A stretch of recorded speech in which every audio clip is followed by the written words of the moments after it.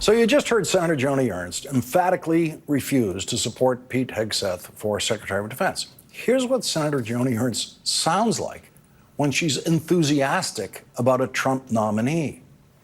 I do know Kash, and that's why I think he's going to be great. We really do need people that will go in and shake up some of these organizations. That's Senator Joni Ernst supporting the single worst choice for FBI director in the history of the FBI, including J. Edgar Hoover, who was the worst FBI director. When we get past the Hegseth nomination, Kash Patel will feel the pressure that Pete Hegseth's scandals have been shielding him from. Kash Patel once worked in the Department of Justice as a federal prosecutor, and he now seems determined to destroy the unit in the FBI that has prevented a second 9/11 every day since 9/11. The intelligence division of the FBI is what is standing between us and the next 9/11. And here is what Donald Trump's choice for FBI director has to say about that. The FBI's footprint has gotten so freaking big. And the biggest problem the FBI has come out of its intel shops. I'd break that component out of it. I'd shut down the FBI Hoover building on day one and reopening the next day as a museum of the deep state. Needless to say, Russian state TV is very excited about Kash Patel taking over the FBI. Ну, такая отличная команда идет вместе с Трампом. По Украине, правда, нет, а вот по всему остальному, ну, просто их вот допустить, они Америку за полчаса разберут на кирпичики. Кэш Патель, да? Да. Вот взяли его сейчас, его планируют, этого парня. Я его тоже лично, я полностью за то, чтобы он пришел вместо Кристофера Рэя в ФБР. Это еще один человек, там один такой же уже будет в Министерстве обороны. Joining our discussion now is Democratic Senator Sheldon Whitehouse of Rhode Island. He's a member of the Senate Judiciary Committee. He chairs its subcommittee on federal courts. He's also a member of the Senate Finance Committee and chairman of the Senate Budget Committee. Senator Kash Patel is coming your way if he makes it as far as a confirmation hearing. You just heard Russian TV hosts saying what an excellent team is coming along with Trump. They will dismantle America brick by brick. They thrilled about Kash Patel, who will be part of dismantling America brick by brick as far as the Russians see it. That sounds to me like a difficult confirmation hearing to survive. It sure does. And but of course, there's no Trump-Russia connection. We have to remember. I think that he's going to have a very rough time.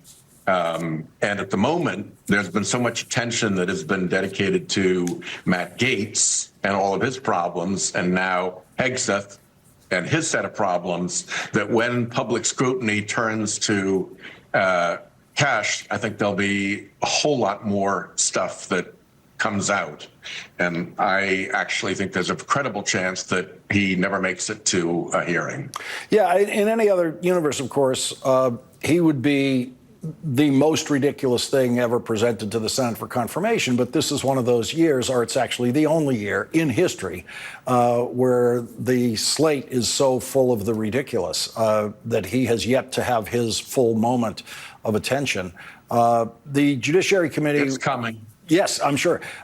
Judiciary Committee will also have the Attorney General confirmation with Pam Bondi. But the Kash Patel confirmation hearing requires something before that, which is the president has to fire the FBI director, who is has a 10-year term, still time left on that term. That firing is supposed to be for cause. Be hard to identify the cause. For starters, Trump appointed the guy. Yeah. So there's a kind of the opening bid. I think the obvious problem from Trump's point of view with Wray is that even though he was willing to do things like roll over for a essentially bogus Kavanaugh investigation in order to get the favored, nominee onto the Supreme Court, in other areas he has not been a figure of absolute servitude to Trump, and that's the Trump standard, is willingness to engage in absolute servitude. So it's going to be interesting to see whether there's pressure to encourage Wray to step out on his own, at least nominally on his own in some fashion, whether he chooses to fire him outright, exactly how that transpires. But that's all just going to be part of the equation that will make, I think, Patel's hearing very, very challenging for the nominee. Will there be some overlaps in the sense that isn't the Tulsi Gabbard nomination relevant to the Kash Patel nomination?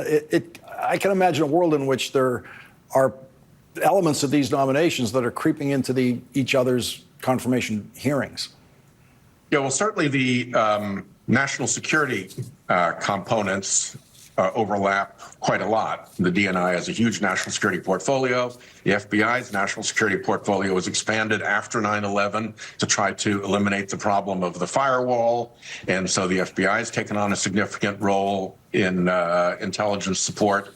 So, yeah, I think there is quite a lot. I think the danger for Gabbard is if the Senate Intelligence Committee determines that our most significant allies and intelligence partners, particularly the countries referred to as the Five Eyes, signal to the Intelligence Committee that they are not going to be willing to share intelligence in the same way that they have been, because they see her as compromised and potentially somebody who would give up their sources, their methods, their secrets to Putin, to Assad, to somebody with a big checkbook, whomever. Mm-hmm. And that remains to be seen. But I think that would be immediately pretty fatal for her nomination. Hard to imagine that a whole lot of Republicans on the Intelligence Committee would vote to confirm a DNI and then have it come out that they knew that major intelligence allies of ours were going to take a walk on sharing often vital intelligence that we need because they don't trust her. Senator Whitehouse, please stay with us. I want to squeeze in a break here so that we can continue this discussion on the other side of the break. We'll have more with Senator Sheldon Whitehouse.